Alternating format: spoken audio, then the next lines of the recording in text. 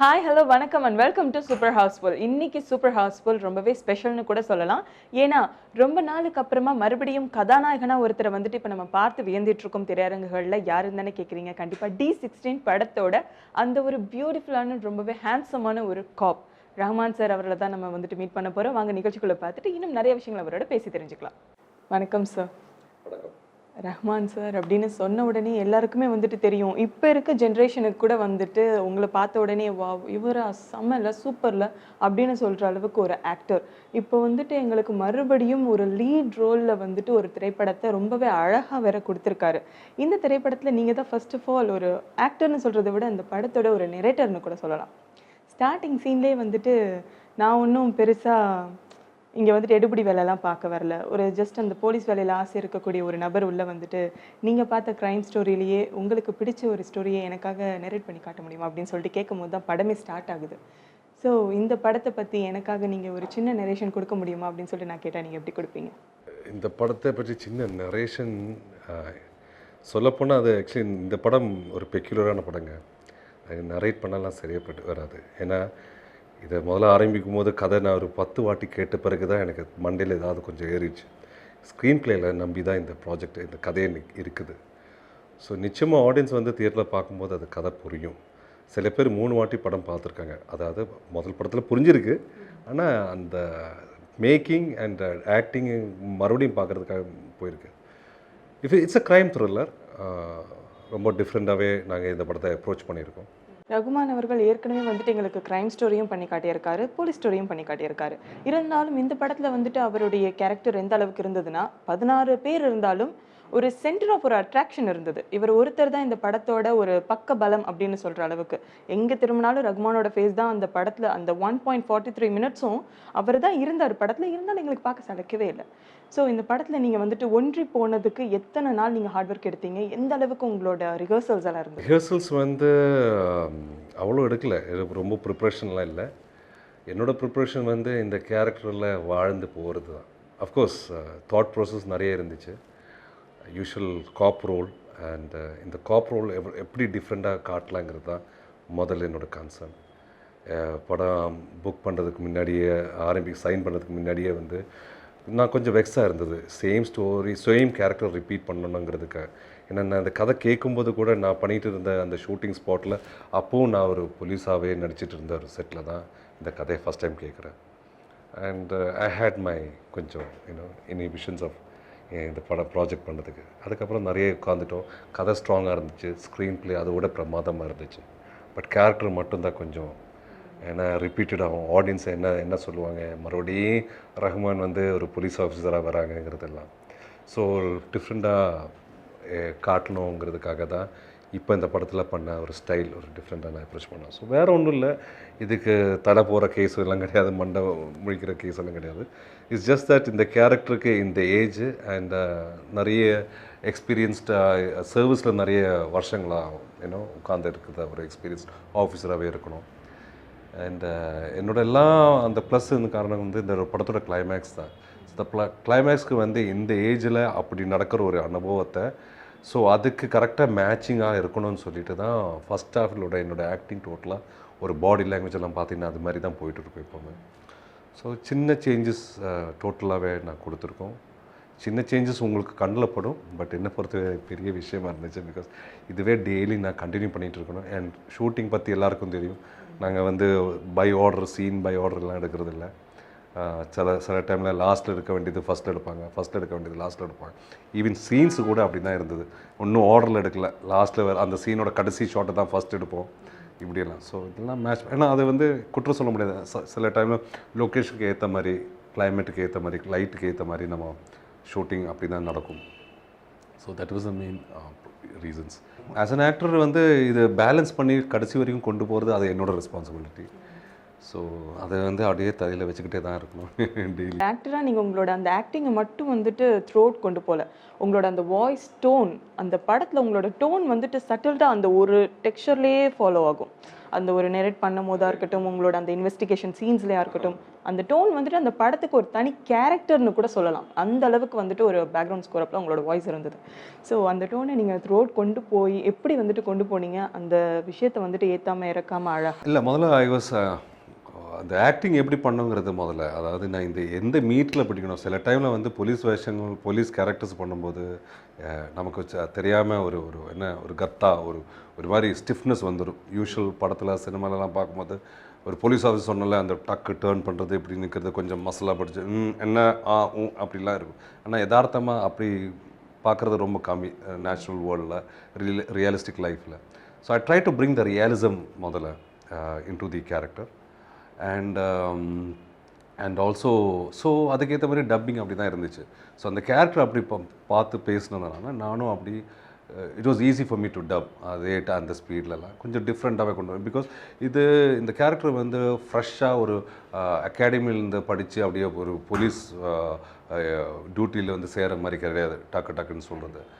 He is ஒரு mid ஏஜில் இருக்கிற ஒரு officer.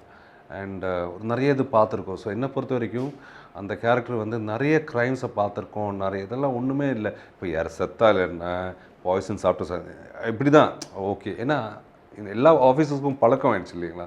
So that was one good thing I good feel out. நிறைய நான் வந்து இதுக்காக வந்து தனி ஸ்டடியெல்லாம் பண்ணுங்க. Just that I felt that நிறைய க்ரைம்ஸில் வந்து இன்வால்வ் பண்ண ஒருத்தர் வந்து ரொம்ப நேச்சுரலாக தான் இருப்பார் எல்லா விஷயமே. ஸோ அப்படி கொண்டு போன அந்த character. So that's how that was my first take in to the character. So sound கூட வந்து அப்படி தான் கண்ட்ரோல் பண்ணோம். நான் சொன்னேன்ல, கிளைமேக்ஸ்லேருந்து நான் எப்போவுமே இந்த ஈவன் இந்த ஸ்டோரி வந்து ஃபஸ்ட் டைம் நம்ம ஷூட் பண்ணி ஒரு 4th or 5th டே கொஞ்சம் சேஞ்சஸ் பண்ணோம் அந்த கேரக்டருக்காக. ரொம்ப கொஞ்சம் காம்ப்ளெக்ஸாக இருந்துச்சு இந்த இது. பட் கேரக்டரோட கேரக்டரே வந்து கொஞ்சம் சேஞ்ச் பண்ணலான்ட்டு இருந்துச்சு. பட் ஷூட்டிங் பண்ணி ஒரு 4-5 டேஸ்க்கு அப்புறம் தான் I was to think about the climax. இந்த கிளைமேக்ஸ் பற்றி இப்படி பண்ணால் அது சூட் ஆகாது, அப்படி பண்ண இது கரெக்டாக இருக்குது, இப்படி தான் பண்ணால். ஸோ இவங்க என்ன பிளான் பண்ணாங்களோ முதல்ல, எங்கிட்ட என்ன ஸ்கிரிப்ட், அந்த கேரக்டரோட டெஃபினிஷன் என்ன இருந்தோ அதுக்கு தான் நம்ம மறுபடியும் திருப்பி வந்துட்டோம். ஸோ கார்த்திக் நரேன் முதல்ல அது கன்சர்ன்டாக இருந்துச்சு. பட் தென் எனக்காக he try to do changes. But then again I சொல் let's go back to that same character, நம்ம அப்படியே கண்டினியூ பண்ணலான்னு சொல்லிட்டு. So that's how the whole process went back. Karthik Naren அவரை பற்றி முதல்ல நாங்கள் படிக்கும் பொழுதும் அந்த படத்தை பற்றி பேசும் பொழுதும் அவருடைய வயது வந்துட்டு குறுக்கிட்டுச்சு. 21 வயதுள்ள ஒரு இன்ஜினியரிங் ஸ்டூடெண்ட் வந்துட்டு இவ்வளோ பெரிய ஒரு ஆர்டிஸ்ட்டை இயக்குறாரு அப்படிங்கிறதே எல்லாருக்குமே வந்துட்டு ஒரு அந்த படத்திற்கான ஒரு பெரிய ப்ரொமோஷனாக கூட இருந்ததுன்னு கூட சொல்லலாம். நீங்கள் அந்த காலத்தில் இருந்த பெரிய பெரிய டைரக்டர்ஸையும் பார்த்துருக்கீங்க, இப்போ இந்த புதுமுக டைரக்டரையும் பார்த்துருக்கீங்க. இவங்க 2 பேர்கிட்டையுமே அந்த மேக்கிங் ப்ராசஸ் எந்த அளவுக்கு இருக்குது, உங்களை இந்த படத்திற்குள்ளே அவங்க கொண்டு வரதுக்கு எந்த அளவுக்கு ப்ராசஸில் இறங்கி இருந்தாங்க? நடக்க வேண்டியது நடக்கும். அண்ட் அஃப்கோர்ஸ் நீங்கள் இப்படி ஆச்சரியமாக கேட்ட கேள்விக்கு கூட எனக்கு இந்த ஆச்சரியமாக இருந்தது. கார்த்திக் நரேனை முதல் வாட்டி சந்திக்கும் போது கதையெல்லாம் நல்லா இருந்துச்சு. ஆனால் அவர் பார்க்கும்போது எனக்கு அந்த சந்தேகம் இருந்துகிட்டே இருந்தது. ஒரு சாட்டிஸ்ஃபேக்ஷன் இல்லை, இவர் படம் எடுக்க முடியுமா அப்படி இல்லை. ஏன்னா ரொம்ப சின்ன பையன், 21 வயசுலலாம் வந்து எனக்கு உலகம் என்னென்னு தெரியாமல் இருக்கிற ஒரு டைம். ஆனால் இவர் வந்து படம் டைரக்ட் பண்ண போகிறாரு. புது பசங்களை வச்சு பண்ணியிருந்தா கூட பரவாயில்ல, யாரும் பார்க்காம போயிருக்கும். என்னை வச்சு பண்ணும்போது நான் அப்படியே யோசித்தேன், எல்லாம் பண்ண முடியுமா. ஏன்னா it's not that I have not work with any newcomers. அது வந்து நான் நிறைய பேர்கிட்ட இப்படி ஒர்க் பண்ணும்போது கூட நான் என்னோடய ரெஸ்ட் ஃபேக்டர் என்னென்னா, படம் பாதியில் நிற்கக்கூடாது, ப்ரொடியூசருக்கு அடிபட்டக்கூடாது. இப்படி இல்லை, அவங்களாம் நம்பி எம்ஏலாம் நம்பி தான் பணத்தை போடுறாங்க. ஸோ இதெல்லாம் பார்க்க வேண்டியதாக இருக்குது. ஸோ சம்டைம்ஸ் அன்ப்ரொஃபஷனலாக இல்லை எக்ஸ்பீரியன்ஸ் இல்லாதனால நிறைய படங்களுக்கு பிரச்சனை இருந்துக்கிட்டு இருக்குது என்னோடய எக்ஸ்பீரியன்ஸில். ஸோ இதெல்லாம் மனசுக்குள்ளே இருந்தது. அதுவும் ஒரு சின்ன பையன், ஒரு டைரக்டர் சார் என்று சொல்கிறதுக்கோ கூப்பிடுறதுக்கோ கூட ஒரு பாடி கூட கிடையாது. எப்படி ரிலேட் பண்ண முடியுங்கிறது மட்டும்தான் முதல்ல ஒரு சின்ன ஃபீலிங் இருந்துச்சு. But then what impressed me was, அவங்க எல்லாருமே வந்து ரொம்ப வெல் வேர்சட்டைலாக இருந்தது. பிகாஸ் த ஹோல் டீம் ஒரு 4th சிட்டிங்கில் தான் அந்த அவர் டிஓபி, இந்த cameraman Sujith Sarang, editor Sreejith Sarang, music director Jakes Bijoy, இவங்கெல்லாம் வந்து ரொம்ப பக்கா, அதாவது ஹோம்ஒர்க் எல்லாம் பண்ணி முடிச்சு அவங்களுக்கு அவங்க வேலை தெரியுங்கிற மாதிரி வந்து ப்ரெசன்டேஷன் பண்ணாங்க முன்னாடி. So I was very amazed with that. இன்னும் இந்த யங்ஸ்டர்ஸோட டேலண்ட்ஸு இவங்க ஹோம்ஒர்க் பண்ணது அதுதான் அவங்களோட plus point. They have done their homework. But audience பற்றி நீங்கள் பேசும்போது இப்போ இருக்கக்கூடிய ஆடியன்ஸ் எல்லாம் நினைக்கிறது என்னதான் ஒரு மாஸ் ஹீரோவை பார்த்தாலும் ஒரு சர்டன் பீரியடுக்கு அப்புறம் அவங்கள வந்துட்டு ஒரு கேரக்டர் ரோல் அண்ட் இது மாதிரி ஒரு salt and paper look and அந்த ஒரு எக்ஸ்பீரியன்ஸ் வெல் அந்த மாதிரியான சூஸி கேரக்டர்ஸ் பண்ணணும்னு ஆசைப்படுறாங்க இப்போ இருக்கக்கூடிய ஆடியன்ஸ். அது இதை தமிழாக இருக்கட்டும், மலையாளமாக இருக்கட்டும், தெலுங்காக இருக்கட்டும், எல்லாத்துலேயுமே. ரகுமான் அவர்களை இந்த படத்தோட டீசரில் நாங்கள் பார்த்த உடனே நினைத்தது அதுதான். ஆக்டர் வந்துட்டு மறுபடியும் ஒரு படத்தில் ஹீரோவாக பண்ணுறாருன்னு சொல்லியிருந்தாலும் இந்த படத்தோட டீசர் வரும்போது வாவ் பாரேன் அவரோட அந்த ஒரு கேரக்டருக்கு அவர் பக்காப்பா அப்படிங்கிற மாதிரி தான் எல்லாருமே பேசினாங்க. ஸோ அதை நீங்கள் பார்க்கும்பொழுது உங்களோட ஆடியன்ஸ் கண்ணோட்டத்தில் பார்க்கும்போது நீங்கள் சூஸ் பண்ணது வந்துட்டு கரெக்ட் அப்படின்னு தோணியிருக்கோம் இல்லையா? அப்போ அந்த ஃபீல் எப்படி இருக்கு? நான் என்றைக்குமே கரெக்டாக தோணுதில்லை. ரொம்ப மகிழ்ச்சியாக இருக்குது, ரொம்ப சந்தோஷமாக இருக்குது. பிகாஸ் ஆடியன்ஸ் வந்து இன்னும் அக்செப்ட் பண்ணியிருக்காங்க. மோஸ்ட் இம்பார்ட்டன்ட்லி வந்து நான் ரொம்ப சந்தோஷப்படுறது காரணம் வந்து படத்தை அக்செப்ட் பண்ணியிருக்காங்க. இந்த சினிமா ஓவரால் அக்செப்ட் பண்ணியிருக்காங்க. நிறைய பேர் இதுக்கு பின்னாடி இண்டஸ்ட்ரியில் இருந்து இது சரி வராது, இது ஆடியன்ஸ் பண்ணி இது சென்னை சிட்டியில் மட்டும்தான் ஓடும், இல்லை இந்த யூத்தில் மட்டும்தான் ஓடும், காலேஜுக்கும் கேம்பஸில் தான் ஓடும், இதெல்லாம் மாசாக ஓடாது அப்படி இப்படின்ட்டுலாம். இது ரிலீஸ் பண்ணும்போது ஒன்லி 80 தியேட்டர்ஸ் தான் ரிலீஸ் பண்ணேன். இன்றைக்கி தமிழ்நாட்டில் 200 தியேட்டர்ஸில் இப்போ ஓடிட்டு இருக்குது. எல்லா தியேட்டர்காரங்களும் ஏற்றிட்டு இருக்காங்க. நிறைய பேருக்கு டிக்கெட் கிடைக்காம செலிபிரிட்டி ஃப்ரெண்ட்ஸ், என்னோடய ஸ்டார் ஃப்ரெண்ட்ஸே கூப்பிட்டு எங்கிட்ட டிக்கெட் கேட்குறாங்க. அந்த நிலைமைக்கு ஒரு ஒரு ஒரு என்ன ரெக்கார்ட் பிரேக் பண்ணியிருக்குங்கிறது நான் சொல்ல, அவங்க சொல்கிறாங்க. ஸோ இதெல்லாம் என்ன எக்ஸாம்பிள், இதில் என்ன தெரியுதுன்னா ஆடியன்ஸ் வந்து ஐ ஷுட் ரியலி அப்ரிஷியேட். அவங்க இன்னும் அக்செப்ட் பண்ணிட்டாங்க இந்த படத்தை. ஸோ தட் மீன்ஸ் அவங்களும் இந்த மாதிரி படம் வரணும்னு ஆசைப்பட்டுட்டு இருக்காங்க. So yes, that is one reason. Second reason of course நீங்கள் சொன்னபடியே இந்த டீசர் ட்ரெய்லர்லாம் பார்த்து என்னோடய ஃபேஸ் கெட்டப்பெல்லாம் ஒன்றும் இல்லை. நான் ஐம் ஹாப்பி. அதாவது நான் இன்றைக்கி வந்து நான் இந்த படம் பண்ணுறதா இருந்தால் கார்த்திக் நரேன் வந்து அவர் யங் டேலண்ட்ஸ் நியூ ஜென்ரேஷன் எல்லாம் they can of course think of somebody else other than me இல்லைங்களா? இந்த கேரக்டர் பண்ணுறதுக்கு அவர் சொல்கிறாரு அவரோட இன்டர்வியூவில் இந்த மிடில் ஏஜ் கேரக்டர் அப்படி இப்படியெல்லாம் கரெக்ட் தான். அவருக்கு நிறைய பேரை செலக்ட் பண்ணியிருந்தாங்க. பட் என் மேலே ஒரு ட்ரஸ்ட் இருந்துச்சு அவருக்கு. Something somewhere they like my presence. And அந்த ஜென்ரேஷன் கூட அப்படி யோசிக்கும் போது தான் நான் ரொம்ப பெருமைப்படுறேன். So even the new makers young talents அவங்களுக்கு இல்லை, நான் எத்தனை வாட்டி இல்லைப்பா நான் வேணாம் இது சரிப்பட்டு வராது இந்த கேரக்டர்னு சொல்லும்போது கூட திரும்பி திரும்பி என்னை வந்து பார்த்து கன்வின்ஸ் பண்ணதில்லை. I really appreciate that. So these are the little things நான் ரொம்ப சந்தோஷப்படுற நேரங்கள் அப்படின்னு சொல்லலாம். இந்த படத்திற்கு பொதுவாகவே திரைப்படங்களுக்குன்னா ப்ரொமோஷன்ஸ்ன்றது ரொம்ப பக்கபலமான விஷயம், ரொம்ப ஜாஸ்தியாகவும் இருந்தது. இந்த படத்தை பொறுத்த வரைக்கும் வந்துட்டு ரகுமான் அவர்களும், அதாவது ஏஆர் ரஹ்மான் சார், அப்புறம் வந்துட்டு மணிரத்னம் சார் வந்துட்டு ஃபர்ஸ்ட் லுக் போஸ்டர் வெளியிட்டார். இவர் வந்துட்டு டீசர் அந்த சாங்கை வந்துட்டு வெளியிட்டார். ஸோ இதுதான் இந்த படத்திற்கான ப்ரொமோஷன். அண்ட் ரஹ்மான் சார் மட்டும்தான் அப்படின்னு சொல்லிட்டு பார்க்கும்பொழுது மக்களுக்கெல்லாம் எந்த ப்ரொமோஷனுமே இல்லாமல் வருது. பட் படம் வந்துட்டு இவ்வளோ பெரிய ஒரு சக்ஸஸ். லாஸ்ட் இயரோட சக்ஸஸ் மூவி அந்த 29th அன்னைக்கு வந்ததில் இந்த தான் இப்போ சக்ஸஸ் மூவிப்பா அப்படின்னு சொல்கிற அளவுக்கு தான் எல்லா ஆடியன்ஸுமே பார்த்தாங்க இந்த படத்தை. ஸோ இந்த ப்ரொமோஷனல் எத்திக்கு நீங்கள் வந்துட்டு ஆப்போசிட்டாக கன்வே பண்ணியிருக்கீங்க. ஸோ இந்த ஐடியா யார்கிட்ட இருந்து வந்தது? காட்ஸ் பிளெஸிங் தான். ஏன்னா பிகாஸ் இந்த படம் வந்து இந்த இயர் தான் ரிலீஸ் பண்ணுன்ற ஆக்சுவலி த ரியல் ட்ரூத்து. ஆனால் சில காரணத்தினால வந்து எங்களுக்கு தியேட்டர் கிடைச்சது December 29th தான் ரிலீஸ் பண்ணோண்டு. பட் இதெல்லாம் தெரியறதுக்கு முன்னாடி நான் வெளியூர் போயிருந்தேன் ஃபேமிலியோட, work as well as holidays. So போன பிறகு தான் எங்கிட்ட ப்ரொடியூசர் டைரக்டர் ஃபோன் பண்ணி சொன்னாங்க, ஐயோ சாரி சார் சின்ன மாற்றம் இருக்குது, இப்படி 29th ரிலீஸ் பண்ண போகிறாங்க, December 29th போன வருஷம் அப்படி இப்படிங்கள. டக்குன்னு எனக்கு ஃபீலிங் வந்துருச்சு. ஏன்னா திடீர்னு நான் இங்கே இருக்குமே, அந்த படம் ரிலீஸ் ஆக போகிறது நேரத்தில் நான் இல்லையே, ப்ரொமோஷன் பண்ணுறதுக்குள்ள என்னால் விட்டு வரவும் முடியல திடீர்னு. ஏன்னா நான் போனது ரொம்ப தூரமான ஒரு கேனடா போயிருந்தோம். So I couldn't leave my family alone and come back also. So அந்த சின்ன சின்ன பிரச்சனைகள் இருந்துச்சு. பட் அதர்வைஸ் தென் அதுக்கப்புறம் யோசித்தேன். என் ஒய்ஃப் கூட சொன்னாங்க, ஒரு வேலை இது நல்லதுக்காக தான் இருக்கும். So it is just matter of a phone call to Mani sir, AR Rahman, Shankar sir, எல்லாருமே யாரெல்லாம் இந்த படத்தை பற்றி செலிபிரிட்டிஸ் நல்லா சொல்லியிருக்காங்களோ எல்லாம் வந்து உண்மையில் அவங்க ஹார்ட்லேருந்து வந்த டிசிஷன்ஸ் எல்லாம். நாம் வந்து இவங்களால் ப்ளீஸ் இப்படி சொல்லுங்கள் எல்லாம் சொல்லவே இல்லை. எனக்கும் ரொம்ப பெருமையாக இருந்தது. பிகாஸ் நான் நிறைய படங்கள் பண்ணியிருந்தோம். ஆனால் இந்த படம் பார்த்த உடனே எனக்கு வந்து என்னோடய படம் எனக்கே பார்க்கும்போது நான் ரொம்ப இம்ப்ரெசிவ் ஆகிட்டேன். டக்குன்னு எனக்கு ஒரு கரண்ட் அடிக்கிற மாதிரி என் கெரியரில் வந்து ஒரு நான் லைஃப்பில் நல்ல ஒரு படம் எனக்கு ஃபீல் வந்துச்சு. நான் பண்ண படத்தில் ஒரு நல்ல என்னோடய பெர்ஃபார்மன்ஸ் ரொம்ப நல்லா இருந்துச்சு, எனக்கே இம்ப்ரெசிவ் ஆகிடுச்சு. So I thought this was a right moment to have all these celebrities எல்லோரும் வந்து இந்த படம் பார்க்கணும். ஸோ பார்த்துட்டு அவங்க மனசுக்குள்ளே என்ன வருதோ அதை பேச சொன்னேன். So these var the little moments. ஏன்னா இந்த மாதிரி படங்களெல்லாம் வந்து ஐ டோன்ட் நோ எனக்கு இனிமேல் துருவங்கள் 16 மாதிரி இன்னொரு ஆக்டிங் கெப்பாசிட்டி இருக்கிற படம் வருமோன்னு தெரியல. It happens once in a blue Moon. படத்தை வந்துட்டு இன்னொரு விஷயம் நிறைய பேர் பாராட்டினதுல முக்கியமாக கவனித்த 2 பேர், சங்கர் அவர்களும் சிவகார்த்திகேயன் அவர்களும். இவர் வந்துட்டு ஒரு எஸ்டாப்ளிஷான ஒரு ஆக்டர் இப்போ வந்துட்டு இருக்காரு. அதுலேயும் சங்கர் அவர்கள் அவ்வளோ ஒரு பிஸி ஷெடியூலில் இந்த படத்தை பார்த்து பாராட்டி வியந்து அந்த ஒரு கார்த்திக் நரேன் அப்படிங்கிற ஒரு டைரக்டரையும் ரஹ்மான் அப்படிங்கிற ஒரு ஆக்டரையும் பார்த்து வியந்து வந்துட்டு சொல்லியிருந்தார் இவ்வளோ சூப்பரான மூவி அப்படின்ட்டு. ஸோ படக்குழு வந்துட்டு இன்னும் எல்லாருமே சங்கர் சொன்னார்னா அடுத்தடுத்து எல்லாருமே வந்துட்டு பார்ப்பாங்க. அந்த அளவுக்கு ஒரு 21 வயசு பையனோட கெப்பாசிட்டியை புரிஞ்சு இந்த படத்துக்குள்ளே நீங்கள் வந்திருக்கீங்க. இந்த படத்தை பார்த்துட்டு நீங்கள் அவரை எந்த விதத்தில் வந்துட்டு வியந்து பாராட்டினீங்க? முதல்ல வந்து அவங்க பாராட்டினதே பெரிய விஷயம் சங்கர் சார்லாம். என்ன இப்போ இருக்கிறது ஒரு காம்படிட்டிவ் வேர்ல்டில் டேரக்டர்ஸாக இருந்தாலும் சரி, நடிகர்களாக இருந்தாலும் சரி, பாராட்டினது இப்போ எல்லாமே வந்து எல்லாருமே பாராட்டினாங்க. ரொம்ப பெரிய விஷயந்தான். பிகாஸ் மனசுலேருந்து வரணும் அதெல்லாம், அந்த ஃபீலிங்ஸ் எல்லாம்.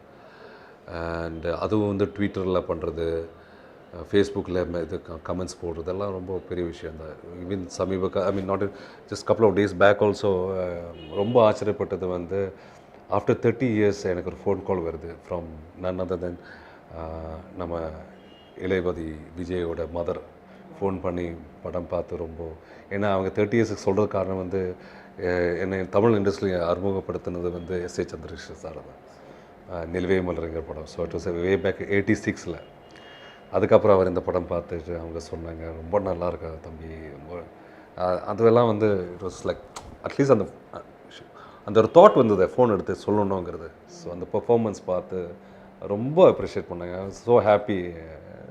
இதுக்கு மேலே அவார்டு கிடைக்காட்டி கூட பரவாயில்ல. ஸோ அந்த ஃபீலிங் எல்லாம் வந்துச்சு அந்த டைமில். அண்ட் சங்கர் சார் வந்து ஜனவரி 6th அன்னைக்கு ஏஆர் ரஹ்மான் ஒரு பர்த்டே கெட் டுகெதர் ஒன்று இருந்துச்சு. ஸோ நானும் போயிருந்தேன், அட்டென்ட் பண்ணேன். அப்போ அங்கே அவர் இருந்தார். ஒரு 10-20 minutes 30 minutes நம்ம வந்து எங்கிட்ட வந்து பேசிகிட்டே இருந்தேன் படத்தை பற்றி. ரொம்ப பிரமாதமாக கார்த்திக் நரேனை பற்றி பேசினாங்க, கேமராமேனை பற்றி பேசினாங்க, சுஜித் சரங் எடிட்டர் பற்றி பேசினாங்க, ஸ்ரீஜித் சாரங், அப்புறம் மியூசிக்கை பற்றி எல்லாத்தையும் விவரமாக ஒன்றொன்னா வித்தியாசமாக அவர் யார் என்ன எப்படி எந்த படம் பண்ணி இப்படி எல்லாம் கேட்டு ரொம்ப அவருக்கே வந்து இந்த படத்தை ரொம்ப ஒரு ஃபீல் குட் இல்லை, அதுக்கு மேலே இம்ப்ரெசிவாக இருக்குது. இந்த படத்திற்கு இன்னொரு விஷயத்தை வந்துட்டு ஃபுல்லாக ஃபாலோ பண்ணிட்டு இருந்தாங்க. படத்தை ஸ்டார்டிங் டு எண்ட் அந்த படத்தோட திரைக்கதை அமைப்பு படியே சொன்னால் படத்திற்கு வந்துட்டு பரிசு அப்படின்னு சொல்லிட்டு வேற சொல்லியிருந்தாங்க சொல்கிறவங்களுக்கு. இந்த படத்தை நீங்களும் பார்த்துருப்பீங்க, இந்த படத்தில் நடிச்சிருக்கீங்க. இந்த படத்தில் உண்மையான ஒரு நெரேட்டரே நீங்கள் தான், படத்தோட ஸ்டார்டிங் டு எண்ட் பாயிண்ட். இந்த படத்தை நீங்கள் ஃபர்ஸ்ட்லேருந்து லாஸ்ட் வரைக்கும் இந்த மாதிரி எங்களுக்கு நெரேஷனாக சொல்லணும் அப்படின்னு சொல்லிட்டு சொன்னால் நீங்கள் அது ட்ரை பண்ணியிருக்கீங்களா? யாராவது உங்ககிட்ட வந்து கேட்டிருக்காங்க? அஃப்கோர்ஸ் நான் கதை ஆக்சுவலி ஃபஸ்ட்டு கேட்ட பிறகுலாம் நான் ஒய்ஃப்கிட்ட பேசுவேன் எல்லாமே. ஸோ நீங்கள் கேட்குற மாதிரி இந்த கதையை மற்றக்கிட்ட யாருக்கும் பேசல. ஜஸ்ட் ஒரு லைனில் ஒரு காப் ஸ்டோரி, ஒரு த்ரில்லர், ஒரு க்ரைம் கண்டுபிடிக்கும் இப்படி தான். பிகாஸ் நான் எப்போவுமே ஓவராக நான் பேசுறது இல்லை. படம் முடித்து கடைசி என்ன அவுட்கம் வருது அன்றைக்கி தான் நான் வந்து ரிவீல் பண்ணேன் ஒவ்வொரு விஷயமா. இந்த படம் பொறுத்த வரைக்கும் இட் இஸ் நத்திங். சொல்கிறது ஒன்றும் பெரிய தலைவலி கிடையாது. பட் இது போகிற போக்கு, இதோட ப்ரெசன்டேஷனில் தான் நம்ம பாராட்டணும். இதை எப்படி கொண்டு போயிருக்காங்கங்கிறதெல்லாம். ஆக்டர்ஸ் எல்லாருமே ஈக்குவலாக நடிச்சிருக்காங்க. அதனால நான் மட்டும் இல்லைங்க, அஃப்கோர்ஸ் நான் தான் இதில் ஒரு மெயின் பண்ணியிருந்தால் கூட மற்ற சின்ன பசங்க அந்த கேரக்டர்ஸ், கான்ஸ்டபிள் பிரகாஷாக இருக்கட்டும், கிளைமேக்ஸில் வந்து அஸ்வினாக இருக்கட்டும், எல்லாருமே வந்து ரொம்ப அழகாக, அதாவது என்னோட ஆக்டிங்கில் அந்த மீட்டர்லேயே வந்து அதுக்கு நடுவில் தான் பண்ணியிருக்கோம். மீன்ஸ் அந்த லெவலில் தான் பண்ணி. ஸோ எனக்கு ஒன்றும் யாரும் கரெக்ட் பண்ண தேவையில்லை, எல்லாருமே கரெக்டாக தான் நடிச்சு போயிட்டே இருந்தது. பிகாஸ் சில டைமில் வந்து நான் கொஞ்சம் யதார்த்தமாக நடித்தா பக்கத்தில் இருக்கிறவங்க கொஞ்சம் ஓவராக பண்ணேன்னா ஒரு பேலன்ஸ் இருக்காது சீனில். ஸோ எல்லாருமே வந்து அண்ட் அஃப்கோர்ஸ் இந்த பசங்கள்லாம் வந்து நான் பண்ணும்போதெல்லாம் வந்து மானிட்டர் பார்த்து கவனிச்சுட்டு இருந்தேன். ஸோ நான் கேட்குற கொஸ்டனுக்கு வந்து அவங்க அதுக்கு ஏற்ற மாதிரி ரியாக்ஷன் பண்ணதில்லை. அவங்க எப்போவுமே ரொம்ப கவனமாக இருந்தாங்க. எல்லாருமே ரொம்ப டேலண்டடாக இருந்தது. அண்ட் தென் என்னை பொறுத்த வரைக்கும் ரொம்ப ரிஸ்கான ஃபேக்டர்னு நீங்கள் சொல்லபடி ஃபஸ்ட்டில் த லாஸ்ட் இதில் நான் மட்டும்தான் இருக்குது. So I have a big thing on my head. பெருசாக என் தலையில் அப்படியே கொண்டு போனோம். ஸோ எனக்கு வேறு பயம்னா இதில் எல்லாருமே நியூ ஃபேஸஸ், எல்லாமே நியூஸ்டர்ஸ். ஒவ்வொரு ஆக்டர்ஸ்க்கும் வந்து யாரை ஷேர் பண்ணுறது அந்த சக்ஸஸோ இல்லை அந்த அன்சக்ஸஸ்ஃபுல்லாக இருந்தாலும் சரி ஷேர் பண்ணதுக்கு நிறைய பேர் நமக்கு ப்ளேம் பண்ணிக்கலாம். படம் ஓடனா உன்னால தான் இல்லை இவனால தான் அப்படின்னு சொல்லலாம். ஆனா இதுல முழுக்க முழுக்க நீங்க வந்துட்டு அப்படி பெரிய ஆயிருக்கு. ஸோ இந்த படத்தோட பிஜிஎம் எல்லாராலையுமே ரொம்ப பாராட்டப்பட்ட ஒரு விஷயம். படத்துல வந்துட்டு ஒரே ஒரு சாங் தான், அந்த சாங்கும் வந்துட்டு இந்த படத்தோட நரேஷன் நோட் அதோடையே தான் அப்படியே பின்படுத்திட்டு போகும். படத்தோட பேக் போனாவும் அந்த சாங் இருந்தது. ஒரு நைட்ல நடக்கக்கூடிய ஒரு பாடல். இந்த படத்துல இந்த பிஜியும் இந்த பாடலும் பார்த்துட்டு அந்த மியூசிக் டைரக்டரை நீங்க பார்த்து எந்த ஒரு விஷயத்துல வேந்தீங்க? உங்களுக்குன்னு சொல்லிட்டு தனி ஒரு மியூசிக்கும் தீம் மியூசிக்கும் இருந்தது, இந்த ஒரு பாடலும் இருந்தது. எந்த இடத்துல வந்துட்டு வாவ் செம்மையா பண்ணிட்டாரு, சூப்பரா பண்ணிட்டாரு? எல்லா இடத்துலையும் ஐ ஃபீல் எவ்ரிவேர். எனக்கு அப்படி குறிப்பிட்ட ஒன்றும் சொல்ல முடியல. There are so many incidents.